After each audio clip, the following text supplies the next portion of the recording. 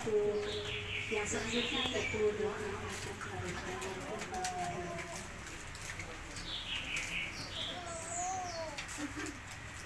Al-Fatihah harus senantiasa menyampaikan Astaghfirullahaladzim, Astaghfirullahaladzim, Astaghfirullahaladzim. Innallaha ghafurur rahim.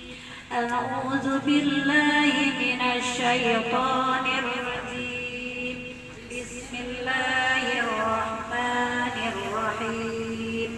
Ar-Rahman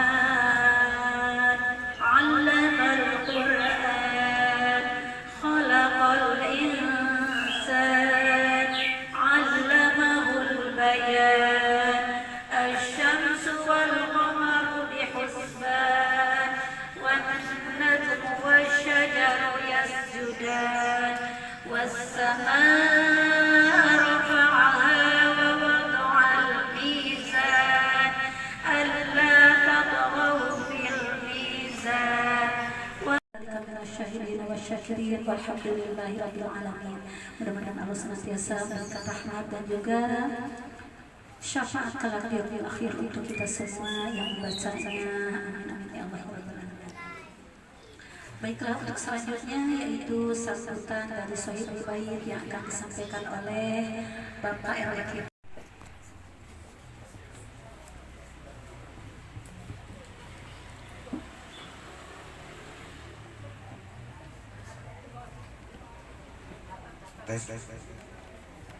Assalamualaikum warahmatullahi wabarakatuh. Alhamdulillah, alhamdulillahirabbil alamin. Wassalatu wassalamu ala wasallam wa ala alihi washabihi ajmain. Pertama-tama marilah kita panjatkan puji dan syukur kepada Allah Subhanahu wa taala bahwa pada pagi hari yang cerah ini kita dapat berkumpul dalam keadaan sehat walafiat. Yang terhormat Bapak Ustadz Abdul Latif, pertama saya sebut Pak, takut salah. Yang terhormat Bapak Ustadz Haris Munandar, yang terhormat Bapak-bapak, ibu-ibu yang hadir pada pagi hari ini. Salawat dan salam kita sanjungan kepada junjungan kita Nabi besar Muhammad Sallallahu Alaihi Wasallam beserta keluarga, sahabatnya, dan mudah-mudahan kita istiqomah dalam menjalankan syariatnya. Amin amin ya rabbal alamin. Saya mewakili keluarga dari Ibu Roseni dan almarhum Supraid Ibam mengucapkan banyak terima kasih atas kehadiran bapak-bapak, ibu-ibu berkaitan dengan acara pernikahan pada tanggal 13 April 2025 di Cisoka. Mudah-mudahan kami mengharapkan doa-doa bapak-bapak, ibu-ibu semua agar acara tanggal 13 itu dapat berjalan lancar. Minta doa dari bapak-bapak dan ibu-ibu semua yang hadir pada hari ini. Dan juga melalui forum ini kami mengajak ibu-ibu, mengundang ibu-ibu untuk bapak apabila ada waktu untuk menghadiri acaranya di Cisoka. Kalau dilihat dari lokasi Bu, tidak terlalu jauh, karena anak pertamanya nikahnya di Padang, jadi ini di Cisoka agak dekat sedikit. Yang pertama waktu itu kalau salah di Padang ya, dari Padang Bu ke arah sana 6 jam lagi. Jadi anak pertama yang rumah itu. Ya mudah-mudahan ada waktu Bapak Ibu untuk dapat hadir ke Cisoka di tempat acaranya berlangsung pernikahannya.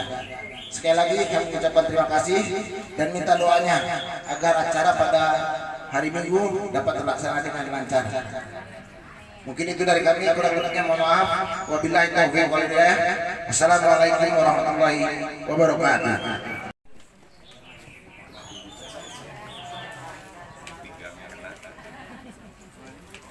Assalamualaikum warahmatullahi wabarakatuh.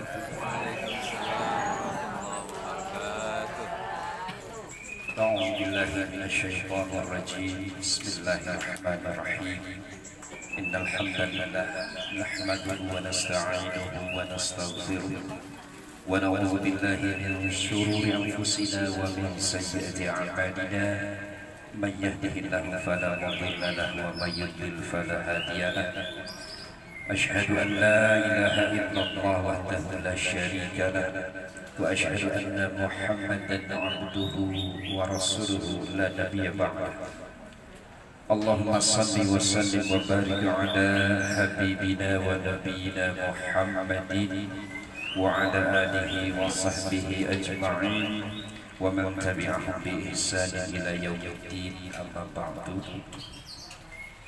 فقال الله تعالى في كتابه الكريم أعوذ بالله من الشيطان الرجيم يا أيها الذين آمنوا اتقوا الله حق تقاته ولا تموتن إلا وأنتم مسلمون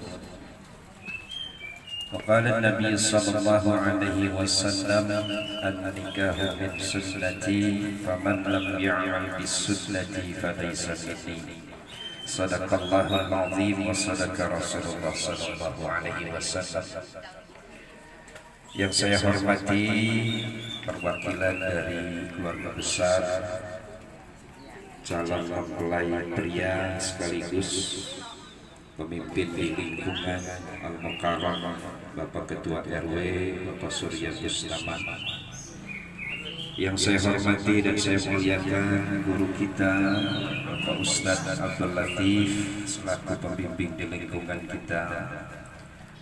Yang terhormat Ibu Rosyeni Bustaman dan juga yang kita doakan almarhum Bapak Suprayitno Bapak ayahanda dari Adinda Rino. Yang saya hormati pula keluarga besar dari calon mempelai perempuan yakni Bapak Tukiman dan Ibu Harmaini beserta rombongan keluarga besar calon mempelai keluarga perempuan. Dan yang berbahagia tentunya yang berdebar-debar hatinya hari ini kedua calon mempelai Ananda Rino, ya, saya panggil aja Mas Rino, dan tambatan hatinya Ananda Yola Sartika. Bapak dan Ibu sekalian hadirin wal hadirat yang mohon maaf tidak saya sebutkan satu demi satu, namun insya Allah tidak mengurangi taklim saya kepada hadirin wal hadirat sekalian. Mari sama-sama kita menyatakan rasa syukur kita kehadiran Allah Subhanahu wa Ta'ala di atas limpahan kurnia rahmat dan barakah dari Allah serta nikmat sehat walafiat. Alhamdulillah kita bisa berkumpul bersama di kediaman Ibu Rosyeni, tentu dengan harapan mudah-mudahan Allah mengabulkan segala keinginan kita, doa-doa kita yang tadi juga sudah dilantunkan oleh para ibu, bahwa kita menginginkan Allah menerima segala amal ibadah kita, Allah memberikan jalan hidayah kepada kita sekalian sehingga kita mampu menempuh jalan selamat dunia wal akhirat. Amin ya rabbal alamin. Dan mudah-mudahan Allah sehatkan jasad kita, Allah sehatkan akal kita, dan Allah sehatkan pula hati kita. Salawat serta salam tercurah limpahkan ke atas junjungan alam, uswatun hasanah kehidupan satu-satunya Nabi Muhammad sallallahu alaihi wasallam beserta segenap keluarga besar beliau, para sahabat setia beliau, hingga mudah-mudahan salawat itu menjadi harapan kita sekalian agar kita mendapatkan syafaat di yaumil akhirat kelak, yakni syafaat Al-Quran yang telah diboyong oleh Nabi Muhammad sallallahu alaihi wasallam.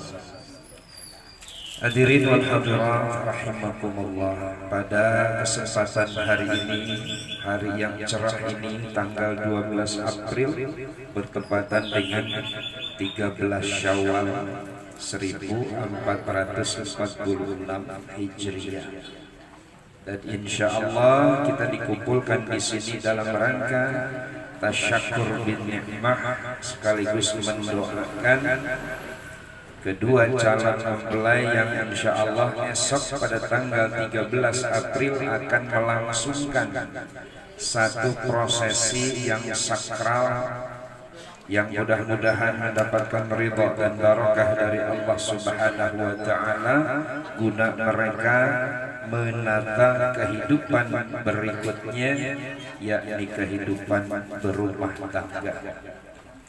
Tapi ngomong-ngomong, makin kesorot, makin panas, geser sedikit. Saya hormati, saya diundang ke sini. Informasinya ada dua perhelatan katanya. Yang pertama adalah akikah Ananda Rino. Akikah, kau udah gede segini masih diakikahkan gitu ya. Tetapi memang ada perbedaan pendapat di antara ulama bahwa ada satu hadis yang menyatakan bahwa Nabi Muhammad SAW mengakikahkan dirinya sendiri di masa setelah beliau diangkat menjadi Rasul. Jadi pada masa nubuwah itu beliau mengakikahkan. Ada pendapat dari guru saya waktu itu, kurang lebih usia Nabi saat itu di atas 50 tahun, mengakikahkan dirinya sendiri. Lalu apakah saat lahir Nabi Muhammad tidak diakikahkan? Diakikahkan, karena kalau kita baca sirah Nabawiyah, itu Abdul Muttalib kakek Nabi mengakikahkan Nabi Muhammad. Tetapi cara atau tuntunan yang dilaksanakan itu adalah cara-cara orang Quraisy. Ya, bahkan di dalam satu riwayat, kalau orang jahiliyah saat itu mengakikahkan, bayi itu diletakkan di tengah, ya, di lapangan, kemudian darah dari hewan yang disembelih dipoles di jidat si bayi. Hari ini ada yang begitu, Bu? Kalau akikah darah hewannya diolesin ke kening bayinya, ada nggak? Nah, berarti saat Nabi dibekali oleh ilmu dari Allah, diberikan tuntunan syariat, termasuk syariat tentang akikah, maka kegiatan mengolesi darah hewan di bayi itu tidak masuk ke dalam rangkaian syariat. Maka saat itulah Nabi Muhammad mengulang kembali. Ya, jadi ada Imam Ibnu Qayyim, Imam Al-Baihaqi itu mentaifkan memang dalilnya, tetapi Imam Hambali itu membolehkan seseorang mengakikahkan untuk dirinya sendiri karena betapa pentingnya akikah sebagai bentuk penebusan tatkala seorang bayi dilahirkan. Yang pertama dari Nabi Muhammad SAW ada keterangan, kullu gulam rahinatun bi'aqiqatihi yawma sabi'ihi, ya, yuzbahu yawma sabi'ihi wa yuhlaku ra'suhu wa yusamma. Setiap bayi yang lahir itu tergadaikan dengan hewan sembelihan pada hari ke-7, lalu diberikan nama dan dicukur rambutnya. Ya, jadi ada 3 perkara di dalam akikah itu: disembelih hewan akikah sebagai tebusan, kemudian dicukur rambutnya dan diberikan nama. Ada unsur tambahan, ada 2, yakni khitan dan tahnik. Ya, khitan juga pada hari ke-7 karena Nabi Muhammad SAW mengkhitan cucu beliau Hasan dan Husain itu pada hari ke-7. Ya, lain dengan anak-anak sekarang, ya Bapak Ibu, dikhitannya usia belasan tahun, ya udah halal, ya. kalau udah umur segitu. Nah makanya 7 hari itu usia di mana bayi sedang masa pertumbuhan. Jadi kalau kata medis mah, luka sekecil sebesar apapun kalau di dalam ukuran usia bayi itu cepat proses penyembuhannya. Nah jadi manakah syariat yang lebih hebat? Apakah syariat Allah ataukah pikiran manusia? Ya. Nah maka ada kebaikan tentu di setiap syariat yang diberikan oleh Allah Subhanahu wa Ta'ala. 3 perkara. Yang pertama adalah menyembelih hewan. Lalu di sini muncul istilah menebus, kok kayak pegadaian aja gitu ya. Allah kok buka pegadaian, bagaimana? Nah sekarang kita lihat berapa lama usia manusia tatkala semenjak dia diciptakan sampai dia dilahirkan. Ibu-ibu yang lebih tahu, 9 bulan 10 hari kurang lebih. Nah pertanyaannya, dari mulai tadi nutfah 40 hari, kemudian Allah bentuk menjadi alaqah, segumpal darah, kemudian Allah bentuk lagi menjadi mudghah, menjadi segumpal daging, lalu Allah tancapkan rangka tulang belulang atau ilhaman, lalu Allah balut dengan permukaan daging paling luar atau kulit, yaitu lahman. Maka sampai pada periode tertentu jadilah yang disebut sebagai khalqan akhar, satu ciptaan Allah yang terakhir, atau di sini bisa juga disebut makhluk ciptaan Allah yang paling mutakhir adalah manusia. Nah pertanyaannya, tumbuh kembangnya di dalam janin ini siapa yang ngurus? Siapa yang memberi makan? Siapa yang ngasih oksigen? Ya. Nah, kita lihat kalau ibu melahirkan, ada satu saluran yang disebut sebagai plasenta. Nah, dari saluran itulah semua penghidupan Allah berikan kepada calon manusia itu. Ya. Nah, dari 9 bulan 10 hari itu Allah yang ngurus, Allah yang membina, berarti Allah yang menjadi wali bagi seorang manusia. Pembimbingan ini diserah terimakan. Kalau bahasa kantor mah ada acara sertijab, ya sertijab tuh serah terima jabatan sebagai wali dari Allah Subhanahu wa Ta'ala, kemudian diberikan kepada kedua ibu bapaknya. Saat itulah Nabi mengucapkan kullu maulud yuladu 'alal fitrah. Setiap bayi yang dilahirkan itu dalam keadaan fitrah. Fa inna abawahu yuhawilanihi aw yunassiranihi aw yumajjisanihi. Maka kedua orang tuanya lah yang menentukan bahwa anak ini kelak akan menjadi seorang Yahudikah, atau menjadi seorang Nasranikah, atau menjadi seorang Majusi. Tambahin kalimatnya boleh nggak? Au yusallimani, atau mau menjadi orang yang beriman, menjadi orang yang hidup dengan Islam. Maka kedua orang tua yang menentukan. Nah sekarang masuk ke yang kedua, yaitu pernikahan. Alhasil berjalanlah proses kehidupan tadi dari bayi jadi kanak-kanak, jadi remaja, sampailah Mas Rino hari ini siap untuk melangsungkan pernikahan dengan tambatan hatinya Neng Yola. Ya. Ayo orang Tangerang asli panggilan Neng ya. Ini Yolanya ada enggak? Oh enggak ada. Saya dikabarin katanya hadir dua-duanya. Gak apa-apa, nanti sampaikan ya sama Rino, karena ini harusnya kalau kita kemas pertemuan pagi hari ini disebutlah sebagai khutbah nikah. Karena ibu kalau berpikir khutbah nikah kapan tuh, kalau mau akad katanya yang cuma 5 menit sama penghulu itu juga pakai bahasa Arab.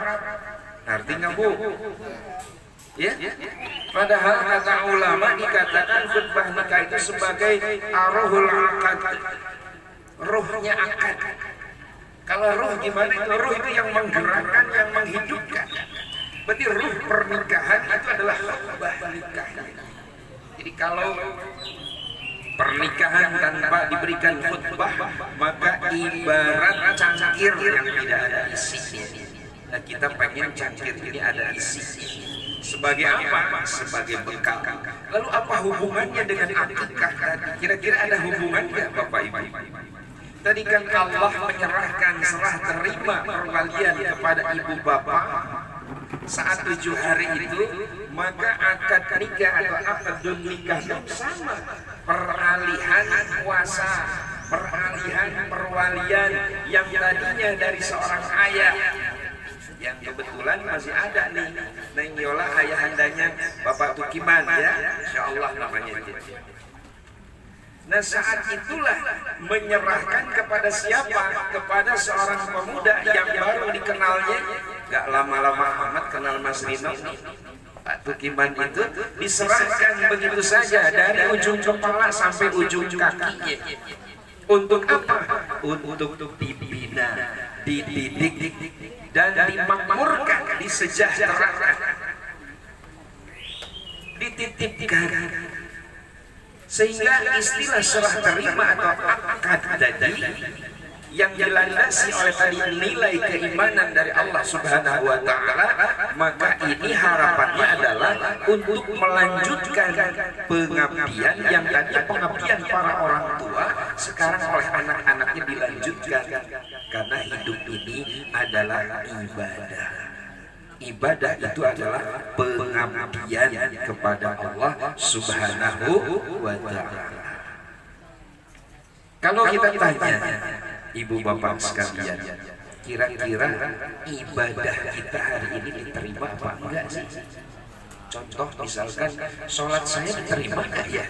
Yang 5 waktu itu, yang subuh, zuhur, asar, maghrib, isya, kira-kira diterima enggak? Ibu tahu enggak sholat ibu diterima atau tidak? Sebetulnya bisa tahu. Kan begini, kalau kita hanya sebatas menyatakan ibadah kita diterima, kesannya ibadah itu untuk Allah.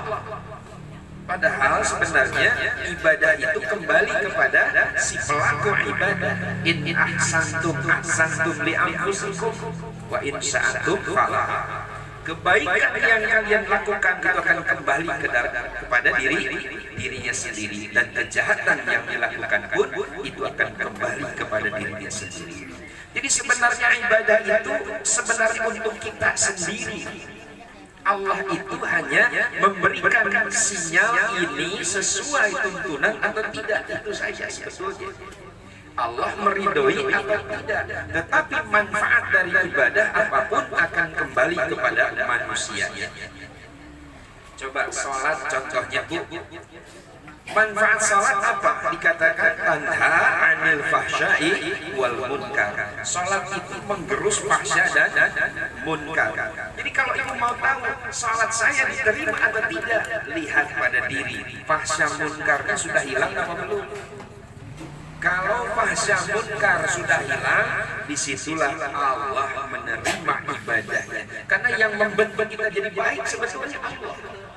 Atas keinginan kita minta, ya Allah jadikan saya menjadi orang yang baik. Allah jadikan kita menjadi baik. Nah, jadi Allah yang menjadikan. Nah, sehingga harus benar dulu. Ya, niat kita beribadah itu harus benar dulu. Nah, maka masuklah sekarang pada ibadah yang luar biasa, namanya nikah. Belakang yang undang saya ke Al-Falah. Kemudian di situ ada Baitur Rahim. Dua-duanya masih gede benar. Hebat benar. Dan yang saya salut adalah ini satu RW. Dan di sini rukun, ibu majlis taklim sini pindah ke sana, di sana ngaji ke sini. Ini yang luar biasa. Enggak benteng-bentengnya. Ya, kenapa? Karena kalau pecah berbelah, cerai-berai ini dibenci oleh Allah. Ya. Wa inna hadhihi ummatukum ummatan wahidah. Sesungguhnya umat kalian ini, agama kalian ini adalah agama yang satu. Fataqatta'u amrahum bainahum zubura kullu hizbin bima ladaihim farihun. Tapi sayangnya mereka berpecah belah menjadi berbagai golongan, berbagai aliran, dan setiap aliran merasa paling benar. Nah, itu. Ya, mau minum dulu. Silakan. Silakan. Enggak nawarin. Karena kalau sibuk biasanya ada sesuatu yang saya biasa melanjutkan kalau sudah hening, itu maksudnya. Siap Bu, lanjutkan sedikit lagi. Baik, kembali tadi ke persoalan nikah. Definisi nikah sudah tahu ya, jalinan ikatan perjanjian antara dua hamba yang beriman, laki-laki dan perempuan di atas suka sama suka, yang pondasinya adalah Al-Quran. Pondasinya adalah dinul Islam, tidak boleh lepas dari itu.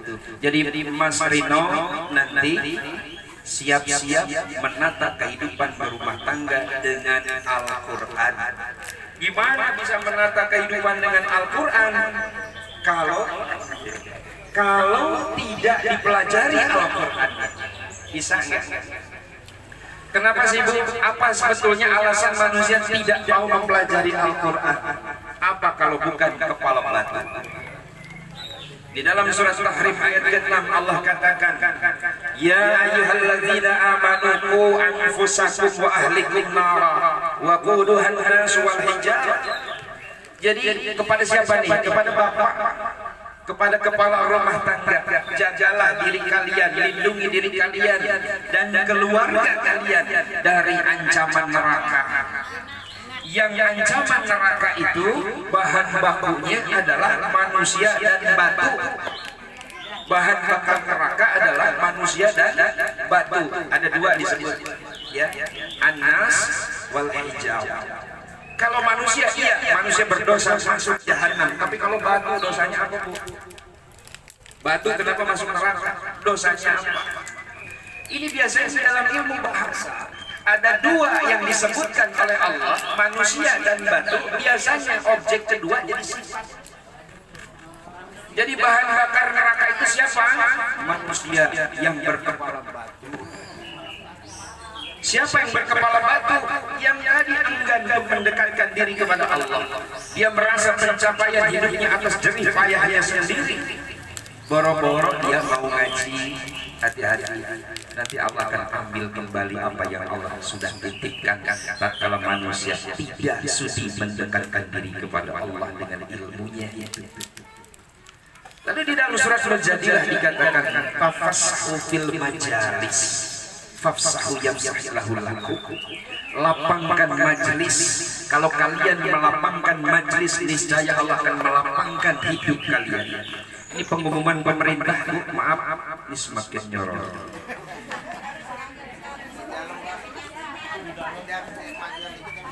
Dah, nanti lama-lama di sebelah Pak RW. Nggak apa-apa. Oh, di situ ya. Baik. Tapi maaf ke belakangan gitu. Baik. Oh iya benar, adem. Dekat ibu-ibu adem. Ya. Kipas. Kipasnya ke atas ibu. Baik. Sampai mana tadi? Sampai kipas. Kepala batu. Lalu Allah perintahkan manusia melapangkan majelis. Tafassahu fil majalis. Lapangkan majelis. Berarti jangan dipersempit. Majelis ilmu lapangkan. Di mana ada di situ ustadznya ada, masjidnya ada. Kenapa tidak ada majelis taklim? Ini aneh. Bahkan ini fatalnya, maaf ini sudah kebiasaan menjelang bulan Ramadan ada penutupan pengajian ditutup Ibu. Bener nggak? Oh ini kan sementara Pak, nanti mulai lagi. Cuman masalah ini istilah menutup ini hak siapa? Menutup pengajian itu hanya hak prerogatif Allah, bukan hak manusia. Bahkan selama Ramadan harusnya lebih mendidih ngaji, bukan ditutup. Harusnya lebih maksimal lagi semua ibadah ditingkatkan selama Ramadan. Ini kok ditutup. Dan alasannya itu tidak masuk akal. Pertama katanya ibu-ibu kudu nyiapin takjil, masak di dapur. Loh, kan selama di luar bulan Ramadan makan berapa kali sehari Bu? 3 kali. Selama Ramadan dikurangi 3, jadi berapa? 2 kali. Yaitu sahur dan iftar. Tapi kenapa kegiatan ibu di dapur lebih meningkat? Ada masalah. Atau yang kedua katanya, kalau Ramadan mau tadarusan. Loh emang ngaji bukan bagian dari tadarus? Ngaji itu tadarus, karena kita sudah mengkebiri makna tadarus menjadi seolah-olah lengkingan suara yang di speaker masjid. Itu bukan tadarus, itu membaca Quran. Tadarus itu harus ada kegiatan yang saling mempelajari. Itu ada yang ngajar, ada yang belajar. Itu tadarus yang sebenarnya. Ada ustadznya, ada jamaahnya. Lalu kapan itu hak Allah menutup pengajian? Kapan pengajian ditutup, Bu? Kapan pengajian akan ditutup oleh Allah? Lihat surat Al-Baqarah ayat 7. Saat terjadinya khatamallahu ala qulubihim wa ala sam'ihim wa ala absarihim ghishawa. Saat Allah kunci mati hati manusia, pendengaran manusia, dan penglihatan manusia dikunci mati oleh Allah, disitulah seolah-olah tulisan Al-Quran hilang. Maka ciri-ciri kiamat juga disebutkan oleh Nabi Muhammad SAW di situ, la yabqa minal Qur'ani illa rasmuhu. Tidak ada lagi Quran kecuali tinggal tulisannya saja. Tuh gede kaligrafi di masjid, Qurannya bagus-bagus, jilidnya mahal-mahal Quran, tapi tidak dipelajari oleh satu dengan yang lainnya. Maka disinilah peranan seorang ayah, seorang calon pemimpin hari ini harus mampu menyikapi itu. Di dalam sebuah hadis dikatakan, idza tazawwaja al-'abdu faqad istakmala nisfad din falyattaqillaha fi nisfil baqi. Tatkala seorang hamba menikah, maka sesungguhnya dia telah melampaui separuh dari perjalanan agama, maka bertakwalah pada separuh perjalanan berikutnya. Nah pertanyaannya, separuh perjalanan agama itu nilai nikah. Jangan disalahartikan nih bapak-bapak. Katanya sekali nikah separuh agama, ya kalau mau mamat jadi satu nikah lagi. Bukan begitu, artinya tatkala seorang hamba siap menikah, dia sudah melampaui separuh dari pelajaran agama. Minimal Mas Rino udah separuh ngaji nih, maka separuhnya bertakwa pada kehidupan. Separuhnya apa? Rumah tangga. Nah, ya, jadi memang di satu sisi secara fisik jasadiah Mas Rino siap menunaikan kewajibannya dua, kewajiban batin biologis, ya tadi mendatangi istri itu salah satu kewajiban, tapi biologis bukan satu-satunya dari kebutuhan batin. Tapi lihat bagaimana bahagia tidak dia. Karena tugas suami adalah membahagiakan pasangannya, membahagiakan istrinya itu. Kebahagiaan bisa muncul dari ucapannya, kebahagiaan bisa muncul dari perilaku sehari-harinya. Satu, lemah lembutlah kepada istri. Ini suami, maaf ya Bu, ini juga benar saya merasa dicemeti juga sama, karena saya pun suami. Barangkali saya pernah kasar kepada istri saya. No, istri saya ada, minta maaf ya Bu. Kan gini Bu, maaf ya, kalau ditanya yang di Al-Quran disebutkan sebagai manusia yang paling jahat siapa Bu? Manusia yang paling jahat yang Allah sebutkan di Quran siapa? Yang paling bengis? Fir'aun. Benar gak? Fir'aun yang paling jahat, gak tanggung-tanggung ngaku Tuhan, kan begitu ya? Tapi jangan lupa Bu, siapa yang membesarkan Nabi Musa? Siapa yang mengurus Nabi Musa? Siapa yang mendidik Nabi Musa? Fir'aun. Bahkan Nabi Musa itu ditunjuk oleh Fir'aun sebagai tim pembangunan piramida dan seterusnya. Jadi Fir'aun itu sama bangsa sendiri saya. Jahatnya Fir'aun itu sama orang luar. Jahatnya Fir'aun itu sama Bani Israel yang tadi eksodus dari Palestina ke Mesir. Oleh Fir'aun, jadilah bengis Fir'aun kepada Bani Israel. Jadi Fir'aun itu lembek ke dalam, kasar keluar. Ya sekarang kalau kita punya pemimpin yang lembek keluar, kasar ke dalam, lebih jahat dari Fir'aun. Nah sekarang miniaturkan jadi seorang bapak di dalam rumah tangga. ke tetangga, someah, halus, santun, tingkah lakunya terpuji, tapi kenapa di dalam rumah bengis sama anak dan istri? Maka lebih jahat dari bilangin ke bapak bu, ya pak tuh, kalau sama luar sopan, halus, santun, tapi ke dalam bengis, kasar, suka nyuruh pakai kaki dan seterusnya, bapak lebih jahat dari Fir'aun. Jadi jangan begitu ya pak ya. Tuh dituntut halus, lemah lembut kepada anak dan istri. Tuh suami ya, jadi selain tadi penuhi bedaknya, ya make upnya, lulurnya, siapkan naungannya, lalu didik. Ada satu nilai yang paling penting yang harus diberikan oleh seorang suami, yaitu pendidikan. Tapi bagaimana seorang suami mau mendidik anak dan istrinya kalau suaminya tidak terdidik?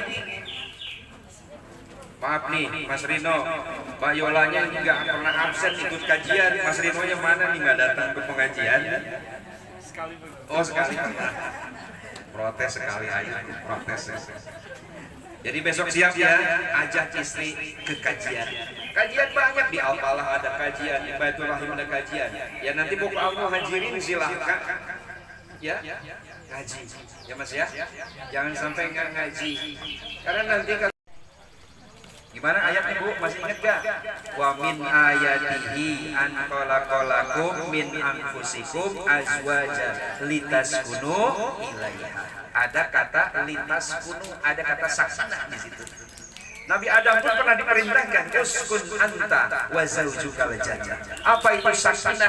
Sakinah itu satu naungan, satu binaan yang di dalamnya tentrem, adem, ayem, tidak ada teriakan, tidak ada cacian, tidak ada makian. Itu sakinah. Isinya dua, mawaddah wa rahmah. Apa itu mawaddah? Cinta, kasih sayang. Rahmah, kasih sayang juga. Cuman bedanya mawaddah itu jasadiah. Mas Rino suka sama Neng Yola, cantik, semampai, cakep, kulitnya kencang, rambutnya hitam, legem, tapi itu ada expirednya Bu.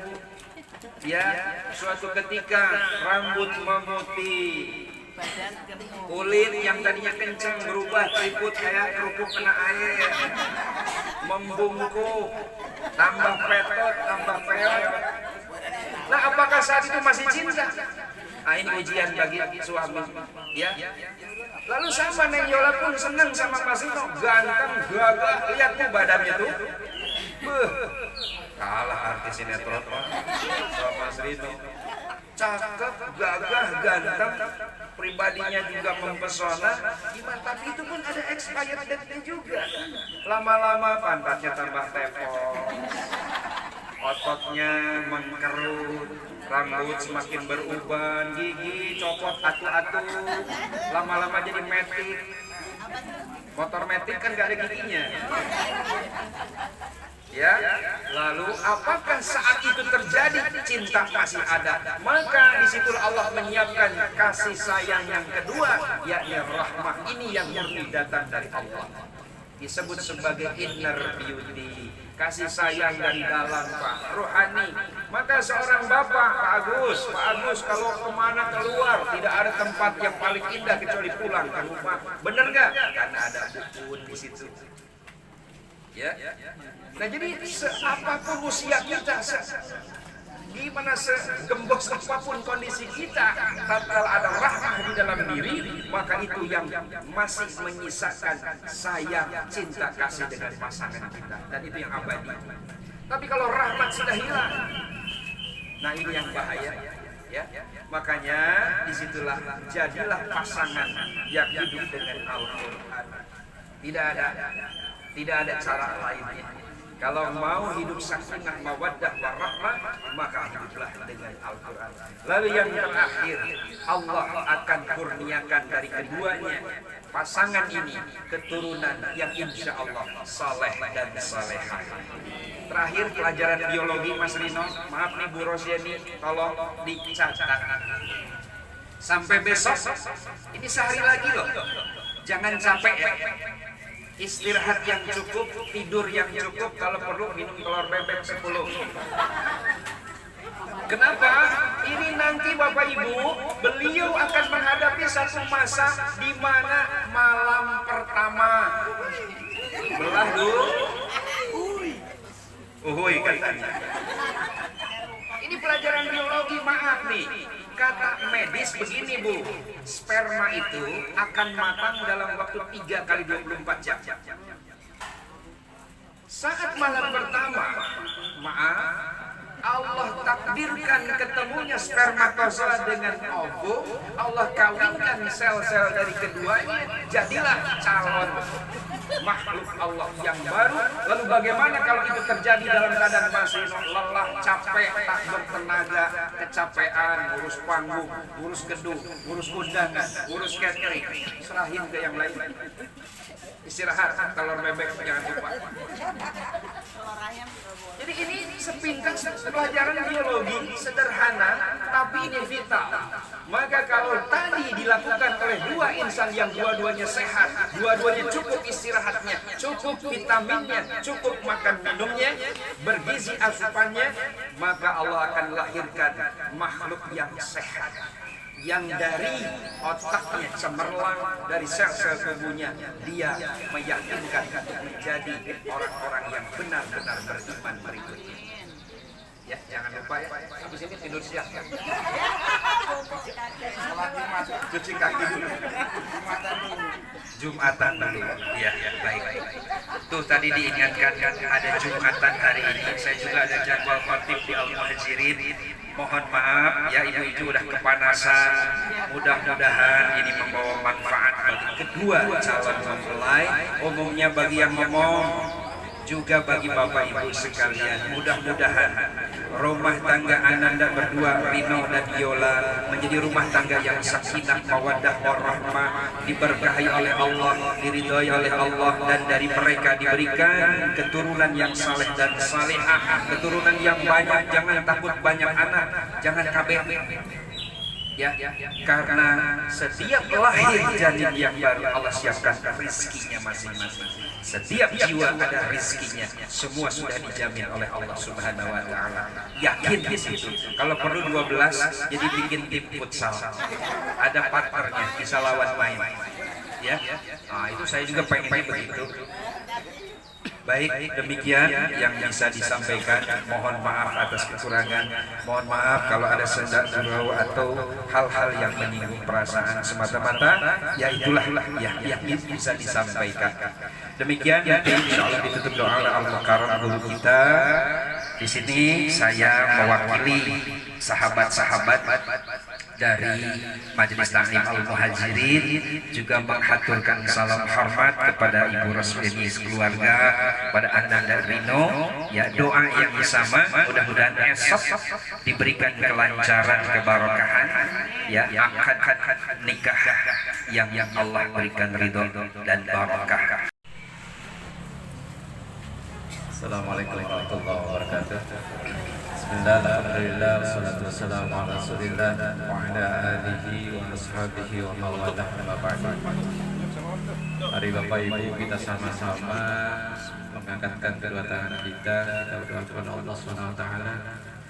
Doa kita khususkan untuk Rino dan calon istrinya yaitu Yola.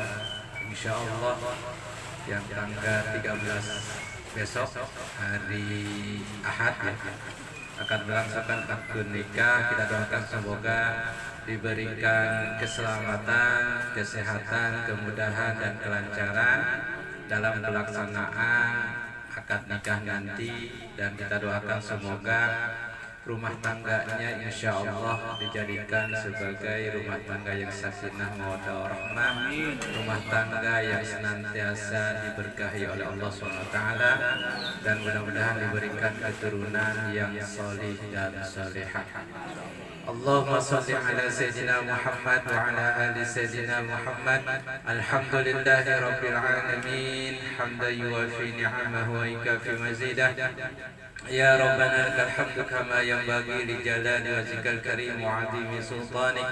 Ya awwalal awwalin, ya akhira akhirin, ya arhamar rahimin, يا ذا القوة المتين يا حي يا قيوم برحمتك نستغيث أصلح لنا شؤوننا كلها ولا تكلنا إلى أنفسنا طرفة عين إنك إن تكلنا إلى أنفسنا تكلنا إلى ضعف وخطيئة وذنب وهلاك يا أرحم الراحمين ولحسن مقاصدنا ويسر لنا أمورنا أمور الدنيا والآخرة اللهم بارك لنا فيها وارزقنا جنها وحبب أهلها وحبب صالح أهلها إلينا ربنا ظلمنا أنفسنا وإن لم تغفر لنا وترحمنا لنكونن من الخاسرين ربنا اغفر لنا ذنوبنا ولوالدينا وارحمهما كما ربيانا صغيرا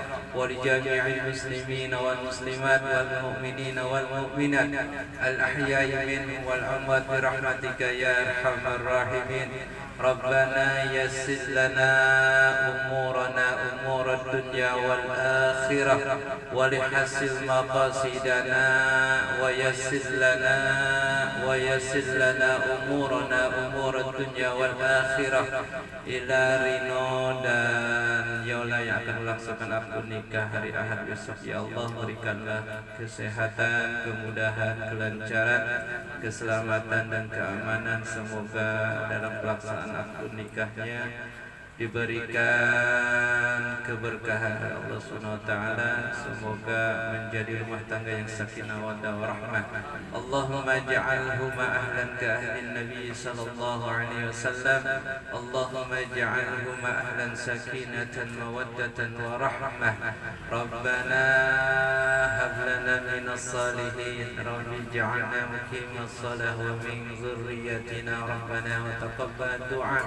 Allahumma barik lana في أولادنا واحفظهم ولا تضرهم وارزقنا برهم اللهم فقهنا في الدين وعلمنا التأويل اللهم اجعل أولادنا أولادا صالحين حافظين للقرآن والسنة فقهاء في الدين مباركا حياتهم في الدنيا والآخرة ربنا آتنا في الدنيا حسنة وفي الآخرة حسنة وقنا عذاب النار وصلى الله على سيدنا محمد سبحان ربك رب العزة عما يصفون وسلام على المرسلين والحمد لله رب العالمين. الفاتحة.